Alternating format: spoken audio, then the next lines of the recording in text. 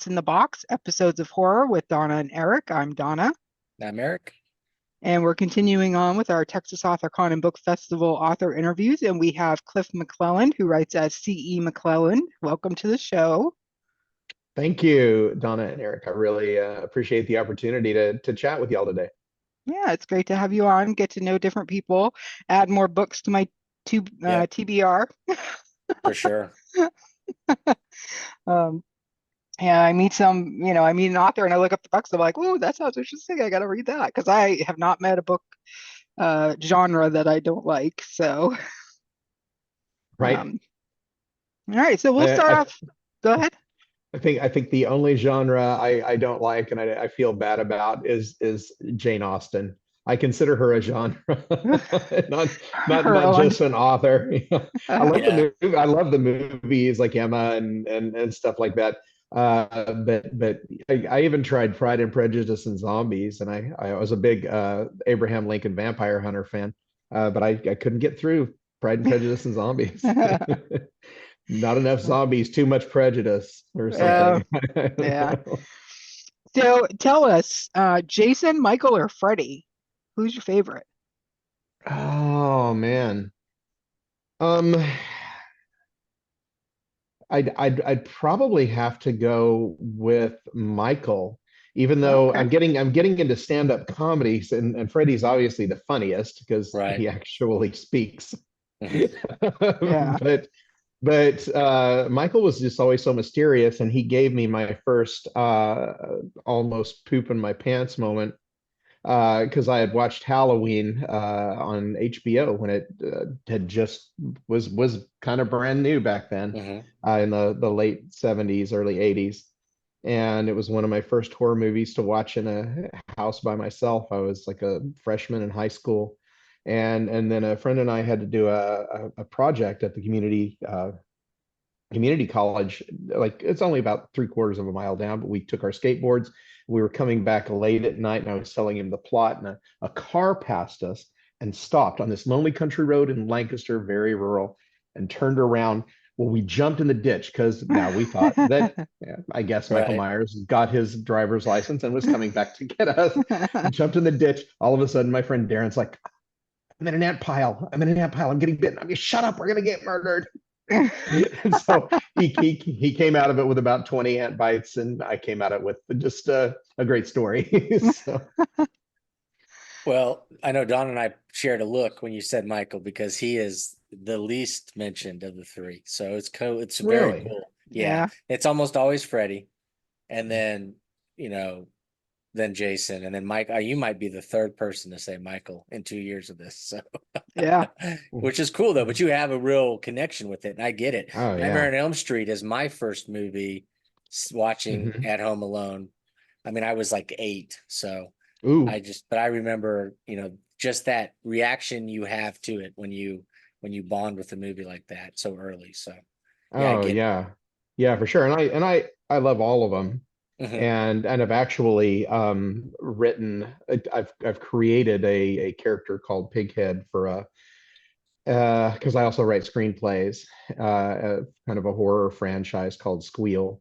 And there's some things that are kind of like that out there, but I think I have a really cool twist for the third movie that nobody has ever done ever in the history of ever, I think.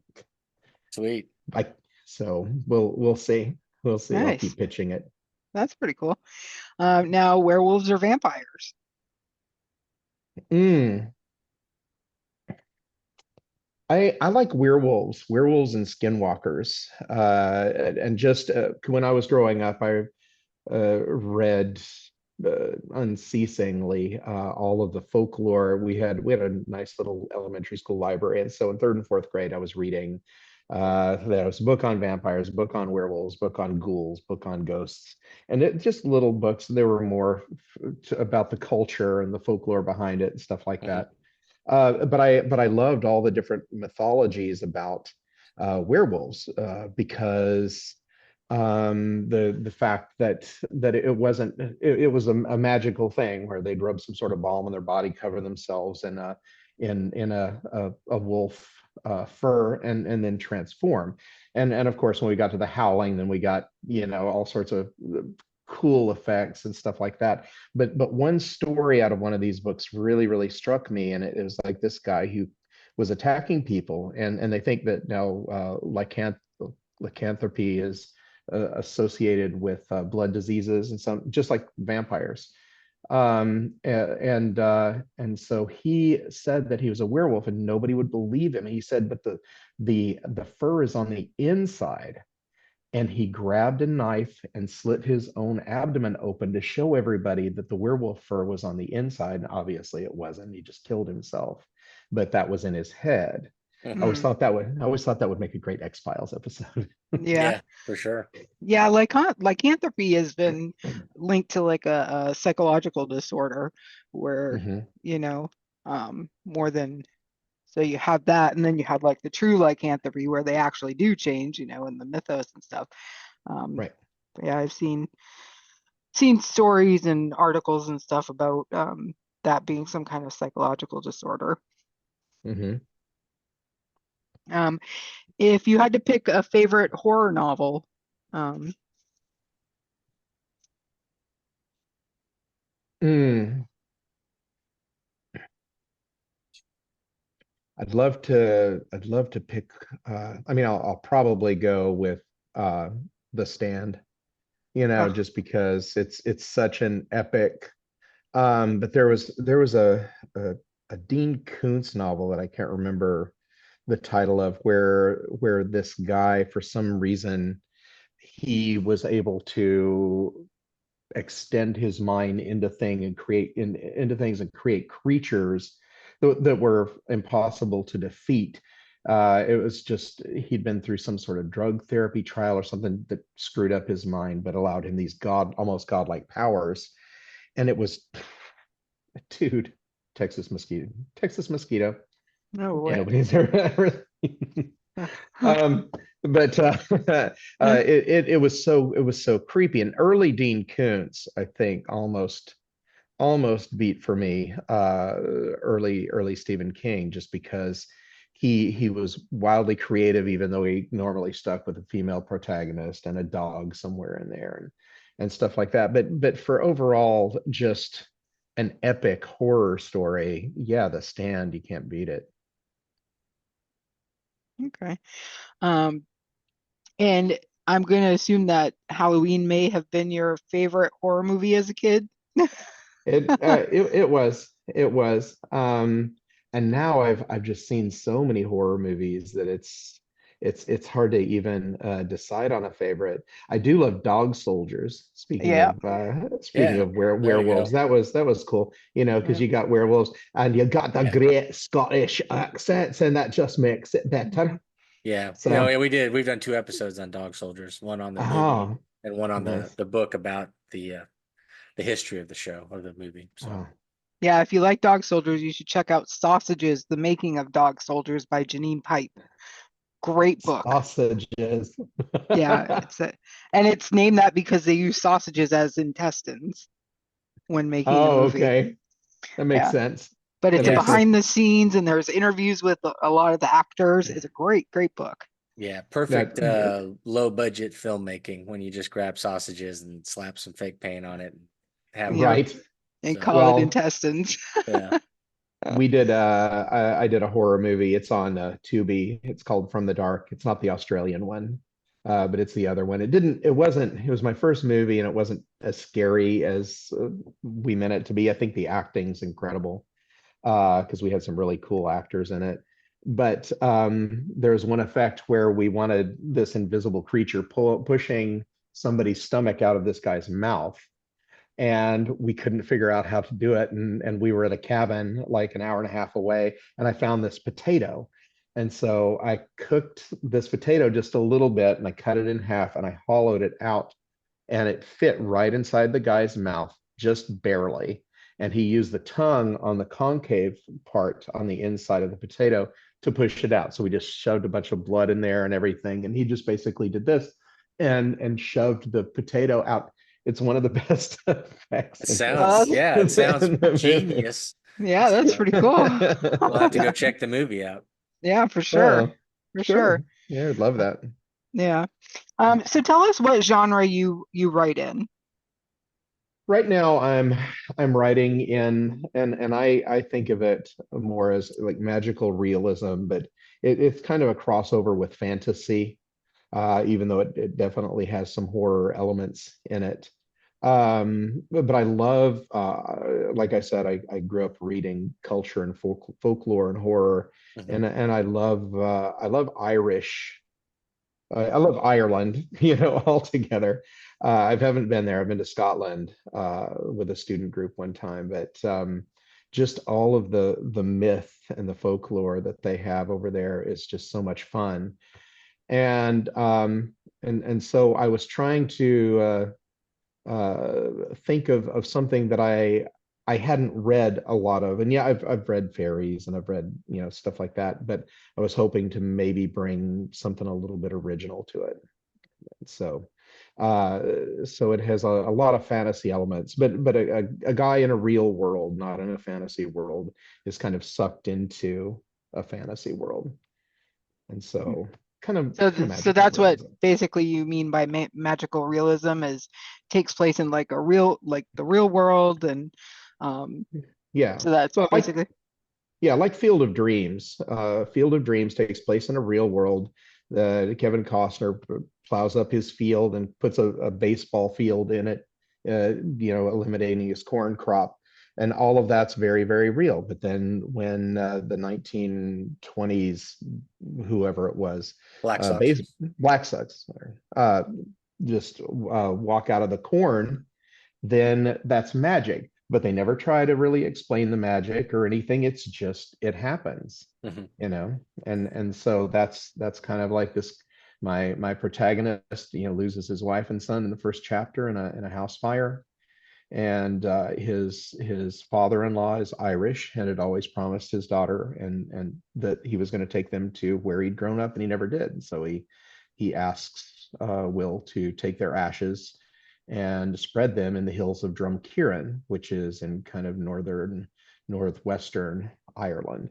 And he does, and he intends to take his own life, and because he can't bear to live without his family. Mhm. But then, as dawn is rising, a fairy castle appears, and he's like, "Say what?" And so he kind of goes on to investigate it and finds that if you can complete 3 tasks, then you can escape into the kingdom of the fairies and never have to feel any mortal pain anymore. And so that sets him on this road kind of into the fantasy portion of the novel. All right. That Now, sounds is really this, cool. yeah, is this your, um, would you ever branch out into writing other than fantasy magical realism? Would you write? I know you mentioned that you had written a horror novel. Um, Yeah, I would like to go back and look at it and see if I could clean it up and do that. But I think I get a nice bridge with this. Like for instance, there's a kind of Irish vampire called the Leon and Shay, and I won't spell yeah. it. Irish spelling does not look like what the words sound like. But she can appear as this beautiful woman, but she's actually a demon, and it ends up that she's part of his quest when he's going to confront the dragon, who's the questing beast from Arthurian legend. And so he has to answer 3 riddles of her, and so she's just beautiful until he agrees that he tells her that he's not going to back down, and then all of a sudden she throws him on the floor, and she just becomes this thing that is like dripping black goo out of her eyes and mouth, and her teeth are incredibly sharp and stuff like that. And so that's the nice thing about having the horror background, is I can slip into things like that even in the midst of fantasy, and it just makes it even more, I think, involving. Mm. Oh, um yeah. yeah. And in fact, that the first episode, or first episode, first chapter, he comes home to see his house on fire, and he's in the front yard, and my editor said that she wanted it to be a little bit more visceral. She thought I could do more with it. And so a window explodes as he's screaming, and so his mouth, like these shards, little tiny shards of glass go into his mouth, and he tastes the blood, and just little tiny shards of glass. And my editor went back to me and she said, talk about visceral, Yeah. and to me, even little moments like that are horror. It's real life horror. It's when you don't realize you're, living next to a serial killer, or you hit a dog in the road on a late night with no street lights on a country road, and you go back and the dog's not there, or was it a dog at all because it looked at you creepy? Just all of those moments that I think all of the people who love horror so much, we've read so much, and our imaginations are like here. Mhm.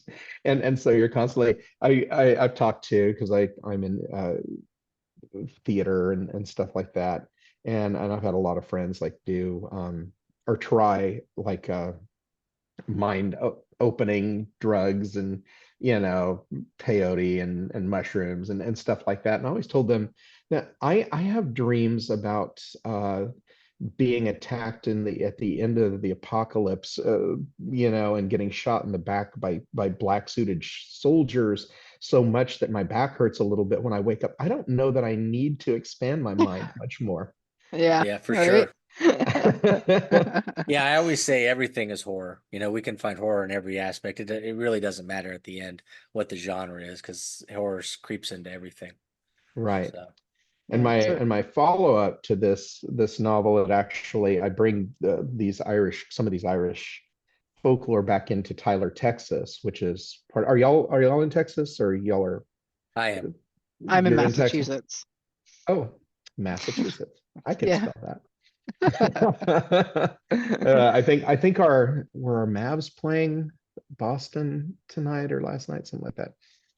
Anyway, yeah, I like basketball a little bit too.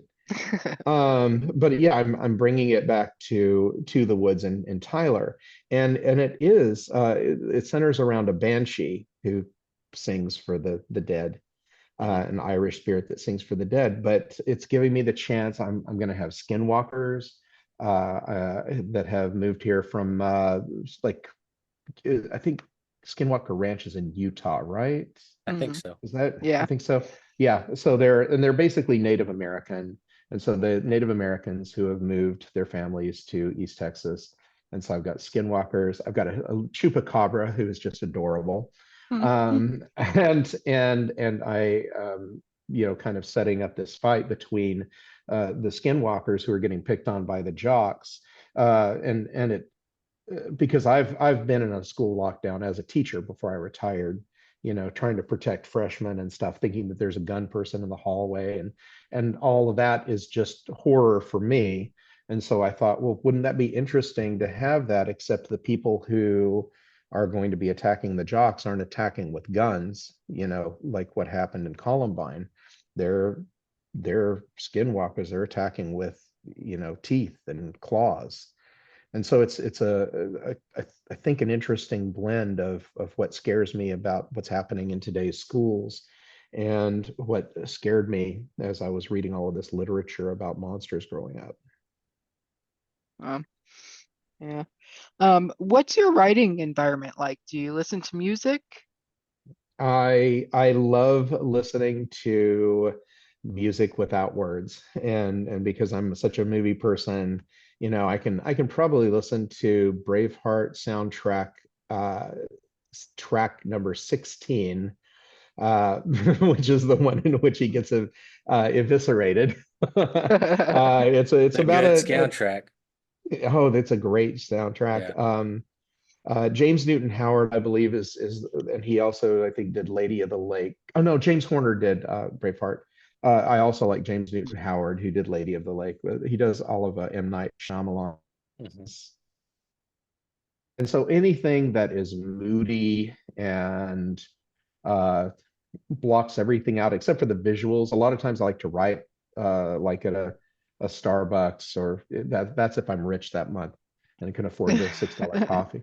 Or coffee shop or something, because I like the visual stimulation.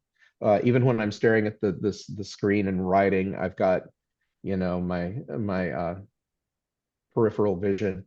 And I don't know, it keeps my brain active in a way that when I'm sitting at home on the computer, which I'll do, but it feels different. I don't know if that makes sense. Oh yeah, totally. I listen to movie scores all the time when I'm writing. So I'm listening to Dune right now. The Fountain's a really good Uh, one. oh And yeah. Don't tell me anything about Dune if you've seen it. uh gonna go see it tomorrow. Just listening to the score Uh, today. So right. Yeah. I wanna rewatch the first one, and then Monday or Tuesday I'll be in the movie theater. yeah, that's wife and I did that yesterday. We watched the first one. Yeah, So Awesome. I feel like I missed the release of the first one. Like, where that's was right. I? Like, You were in COVID, yeah. so that's exactly it. I remember watching it at home on HBO. So it was one of those that came out Yep. that time. So Yep. Yeah, because I it'll be saw the commercials for it and I'm like, oh, a new Dune movie. And then they're like, this is part two. And I'm like, what? What happened to Yeah. where's part one? yeah. Yeah, and it was done so well too. I mean, I grew up with campy Sting and uh Dune from back in the day, and I watched that with my mom, and my mom's like, "That's not how the book goes." Well, I mean, what do you expect? You hand Dune to Lynch, and then you're like, "Oh, this isn't like the book," you know. I mean, of course, it's not Yeah, gonna. exactly. So, Yeah. Exactly. So your novel is Dust to Dust. Now I Yeah. gotta ask, is that a new cover? Because the image I have is a different image than what's on your background there. Well, when my publisher sent me the dust cover for the first release or whatever, I thought I really liked it, but as I've gone along, I've realized Yeah, that because this is it hasn't it's just not, it doesn't really represent. It was supposed to represent, and I sent him, or the illustrator, like 7 or 8 different passages, and it was about dragons and stuff. I think he was trying to go for something simple, the mm, magical realism, where it's, just like little balls of light, or are they fairies? And so it was kind of a mystery, but I don't think the mystery of the artwork is selling the book. And so mm, I went to an artist. I found an artist on Fiverr. I really liked her style, and so I went for this. And I've sent it to my publisher, and my publisher said they were already looking at doing a new cover. So she may or may not use the one that I have. She said that a lot of fantasy readers don't like people's bodies big on the cover, which I don't know why. I think this I'm looking at it. I think it appeals to kind of the romanticism of the novel, as mm. well as we have the questing beast and a regular guy with a sword and stuff, and then the fire. It makes it way. I think it's so much stronger than the image you're saying, I Yeah. was gonna or say or this. the This makes me think of Ireland, but Yep, it does. it doesn't make me think of any of the other words you just said. Yeah. So, right, unfortunately, so right. Angela's Ashes Part Two. Yeah. You Yeah. know? Yeah, because I tried to pull, Uh, I forget where I got this image, if I got it from Goodreads or if I got it from Amazon. Probably Goodreads. Um, yeah, and uh yeah. and then I saw your background when you came on and I'm like, oh, that's not the image that I and I then know I'm thinking, I really Yeah. I like your background. I think that's really cool. yeah, Oh, thank you. Yeah, I'd yeah. originally thought that I because I'm new to the whole marketing side of publishing and book fairs and stuff like that. And they said that it's really good to get a banner. And so I contacted this artist just about doing the banner. And she's like, well, I'll do this wonderful artist out of France. I love Fiverr because it allows you to look the world over and find the most interesting people. But she said, "Well, I'll do the book cover too," and so and she definitely was worth the money, because every time I asked her to change something, she changed it without a problem. So and that was our final product, was that there. So Yeah, yeah, it's hopefully beautiful. my thank you. Hopefully my publisher will will like it since I paid for it. And I'm like, you don't have to pay for this. You don't have to pay for it.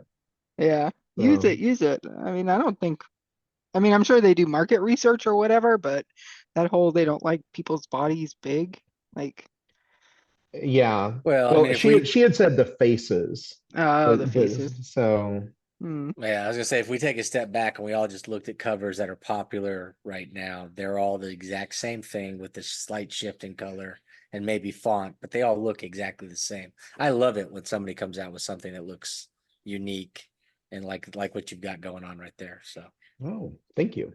Yeah. Thank you. Now, this book is currently out. Is it Mhm. currently out? Yep. Yes. Do you have any other projects you're working on that may potentially be Um, out by the time by July? uh, a movie. Yeah, okay. We're coming right out of COVID, and I got this idea for a Santa Claus movie, where Santa's at the end of the zombie apocalypse, and is trying to reach out to kids around the world through an old ham radio, and he's moved down to Texas to get out of the cold for a while. Um, and so it's not a horror. I mean, it has horror elements in it, but I wanted to make something that was a family friendly movie. And so I mean, there's maybe one spot of blood. We made the zombie blood green, so to be fun and festive and Christmassy. Um, and there's no murder on camera or anything. All of it's off frame. And I even hired a former student from the high school where I taught to do some 8-bit animation. And so we set it up like Zombie Omelet, the video game, and so it looks like one of those like the newspaper boy, all of those like late 70s, early 80s like video Pitfall. games. There was a yes, very, Yeah, very just pixelated, just big pixels and stuff like that. that's cool. And yeah, and so I think it's going to be a lot of fun. I'm getting that out to Film Hub, which is kind of an aggregator for streaming services. That should be out there by the middle of March, middle to end of March. And then it just depends on when they want to release it. Because I set it in July, thinking that it would be fun to have a Christmas movie for the Christmas in July crowd, because that's Yeah, a growing thing. Because Christmas starting halfway through October isn't good enough for anybody. That's right. right. We must celebrate it. Yeah. Why? Why? Now, do you Um, sell your movies on DVD or Blu-ray, whatever, or it's strictly No, I'm streaming? just yeah, just strictly streaming. I'm a very very indie type, and I don't mind that at all, because I was a full-time theater teacher for 30 years up until 2021. I never had time to really do much of anything. And so now just getting to do projects where I'm not told I have to do this, I have to do that. It's kind of fun and kind of freeing, even though I wouldn't mind moving up a little bit and making actual good money. That Right. Don't that That's we the all? dream. Wouldn't we all? yeah, exactly. Exactly. Yeah. So just because you write screenplays and novel, which one do you like writing better, a novel or a screenplay? Hmm. See, it's just like reading a book versus watching a movie. A screenplay is at the most normally about 100, 115 pages, and you can write it fairly quickly. I had a friend who got the opportunity to present some projects to the Sci-Fi Channel, and he was looking for people who had sci-fi scripts, either creature features or, like Mhm. six-headed gorilla versus six-tailed alligator, all of that Yeah. dumb stuff that they do that can be kind of entertaining at times. And I hadn't. And so I asked him for 24 hours. I checked myself into a hotel and I wrote a Golem script about how a Jewish kid had been beaten up at school and he died, and his father talked the rabbi into helping him raise a golem to take revenge on this gang of skinheads. I love a good Um, Gollum story, a Jewish Gollum they're story. So good, and they're so few and far between. well, and what's funny is I used to go to pitch fests out in LA, and I was pitching to a Jewish producer, and he said, "No, we don't want that." And I'm like, "Really? I thought that would appeal because I'm Jewish." He said, "Because I'm Jewish." And I'm like, "I really thought that that would appeal to, you know, Jewish producers if I ran across one, just because it's part of your mythos and your cultural background." And he was like, "Nope, next, you know." And Maybe they don't want so people knowing they can raise golems and stuff, yeah, right? What are you doing? there you go. We Got to don't keep talk the about that. or Right? Bruno. Yeah. Maybe you're Yeah. right, Eric. You're like, that's something we don't talk about. We don't want everybody knowing about that. Yeah, and I had so much fun with it too because it's made of earth and stone, and so I had her. There's kind of the school slut that you have as kind of like an uh, in a lot of movies, the kind of loose girl that hangs out with the gang, and she really is kind of a nice person, but she doesn't allow herself to be nice. And she is actually killed in a kiss from the golem. And you just see the bugs, start to pour into her mouth and stuff because that's part of the ground. And then he kills people with branches coming out, sheer strength. There are just so many things that a golem can mean. And so I thought it, I thought it would be fun, but yeah, we'll see. It's still in my library. Yeah. So no other, is Dust to Dust going to have a sequel or a completely new Well, book that you made? that's, yeah, and Skinwalker story, I'm right? trying to remember, yeah, the Skinwalker story, and I'm trying to remember, uh, what the title of it is. But yeah, oh, no, um, it's the story of, so in my thing I have that zombies, now I'm talking about three different things, that banshees will follow Irish families, and so this banshee has come to Texas, and there are like two or three banshees, but they have a series of rules that they have to follow. They can't um, they every 100 years they have to become human for 1 year in order to understand the changes in society, and to better sing dying people to their eternal rest. In Irish folklore, basically the banshee screams whenever somebody's about to die. But I wanted it to be a little bit more than that. I wanted it to be a little bit more romantic. And so I wanted the banshees. Everybody else hears the scream, but the person who is dying actually hears this beautiful song, where they are being told about this beautiful place that they're about to go, and that they don't have to be afraid of the darkness that's about to come. And so every 100 years, and it's this girl's time, and there are a couple other banshees in this community as well. And so she goes into choir because she's a good singer, obviously, and she makes friends. She doesn't really understand them, so it's kind of the fish out of the water story. But she does start feeling emotions like she's not supposed to do, with one of the football players, and who's actually a nice guy. But of course he's gonna be pitted against the skinwalkers, and kind of after a homecoming bonfire.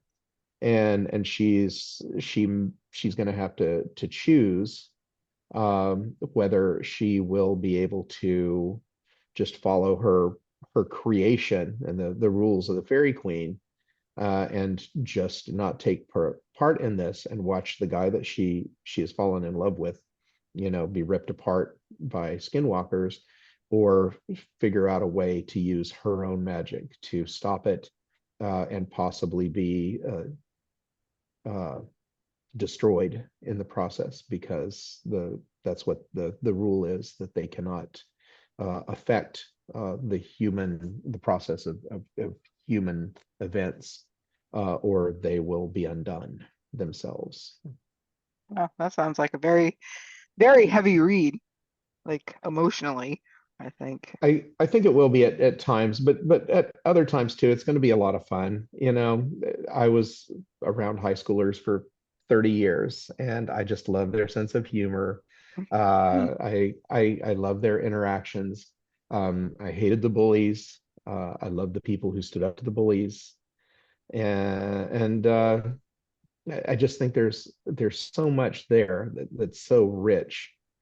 I'm not trying to do a Twilight or anything. I don't want a mopey, Bella, and even though that might be one of my guilty pleasures, is Sure. those movies, especially the end of the whole saga. It's kind of cool, even though Jacob bonding with an unborn child was really creepy. Yeah. Mm, yeah. Uh, all right. So, besides coming to Texas AuthorCon and Book Festival in July, where can people buy Dust to Dust and find your movies? Well, it's on Amazon. Okay. And I don't remember if that, and there may be some used copies out there too. You can get, pick up cheap. But mainly this con is going to be the first major thing that I've done. And of course, part of that is my book came out in the middle of COVID.